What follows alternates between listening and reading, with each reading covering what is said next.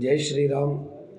आज हम आपको उत्पन्ना एकादशी के व्रत के विषय में बताने जा रहे हैं, जो कि इस वर्ष 20 नवंबर को प्रारंभ है। कहते हैं कि ये वर्ष की ये पहली एकादशी मानी जाती।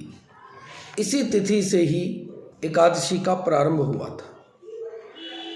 अर्जुन ने जब भगवान कृष्ण से पूछा कि एकादशी तिथि का पुण्य फल इतना अधिक क्यों बताया, जबकि आपका जन्म अष्टमी तिथि का है।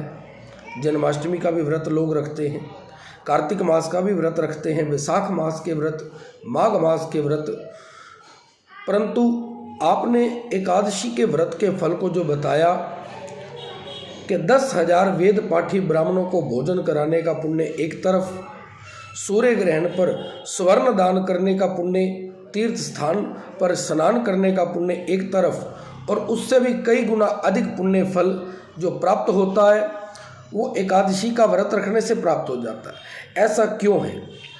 अर्जुन ने जब भगवान से पूछा तो भगवान ने अर्जुन को कहा कि अर्जुन सुनो, तुम मेरे परम मित्र हो, मेरे परम भक्त हो, इसलिए मैं तुम्हारे से कोई भी बात छुपा नहीं सकता। सतयुग के अंदर एक बड़ा भयंकर दैत्य हुआ, उसका नाम था मुर। उस दैत्य ने इंद्र आदि देवताओं को पराजित कर दिया और स्वयं इंद्र के स्थान पर जाकर के स्वर्ग लोक में आधिपत्य स्वीकार कर लिया, वहाँ के सुख भोगने लगा।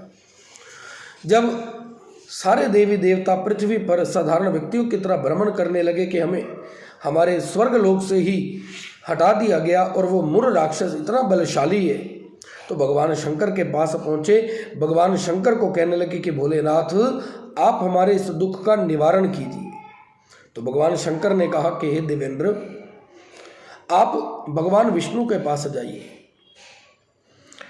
और अपने दुख का कारण उनको बताइए, तो वो तुम्हारे दुख को दूर करेंगे। इंद्र और अन्य देवता महादेव के वचनों को सुनकर तुरंत क्षीर सागर में गए, जहाँ पर भगवान विष्णु शेष शैया पर शयन कर रहे थे।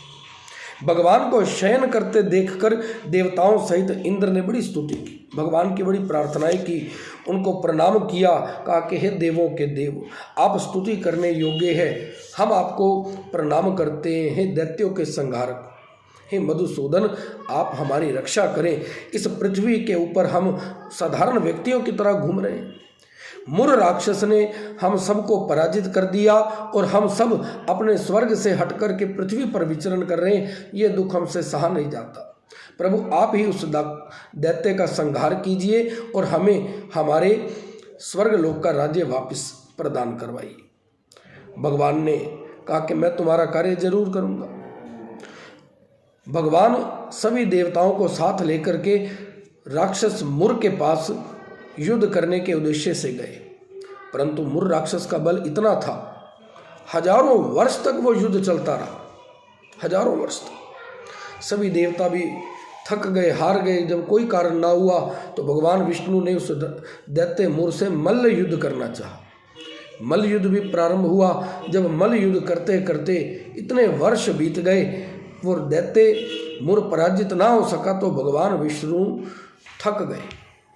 तो भगवान ने सोचा कि मैं अब थोड़ी देर के लिए विश्राम करूं, और भगवान विश्राम करने के उद्देश्य से बद्री का आश्रम में चले गए। बद्री का आश्रम के अंदर एक गुफा के अंदर भगवान विश्राम करने लगे। भगवान सो गए, भगवान को निद्रा आ गई और वो दैत्य मुर भगवान का पीछा करते करते उस गुफा के अंदर तक पहुंचा। देखा कि गुफा के अंदर भगवान विष्णु विश्राम कर रहे हैं, और राक्षस ने सोचा कि क्यों ना मैं भगवान विष्णु का संहार कर दूं, इनको मार दूं और मैं निष्कंटक राज्य मेरा हो जाए, ताकि मुझे कोई स्वर्ग से पराजित ना कर सके, मेरा निष्कंटक राज्य बन जाए। इस उद्देश्य से सोए हुए भगवान को वो दैत्य राज मुर मारने को बढ़ा, परंतु उसी समय भगवान विष्णु के शरीर से एक बलवान कन्या उत्पन्न हुई, दिव्य वस्त्र धारण करके, और आकर के दैत्यराज मुर से युद्ध करने लगी। कुछ समय बीतने पर जब मुर ने देखा, राक्षस मुर ने देखा कि इतनी बलवान कन्या कहाँ से आ गई जो मेरे साथ युद्ध करने लगी, क्रोध में भर करके उस देवी कन्या ने दैत्यराज के अस्त्र शस्त्रों के टुकड़े कर दिए। राक्षस का रथ भी तोड़ डाला और उसको मारने के लिए मल्ल युद्ध भी किया। और उस कन्या ने दैत्यराज मुर का सिर काट दिया और वो दैत्य सिर कटते ही पृथ्वी पर आकर गिरा और मृत्यु को प्राप्त हो गया।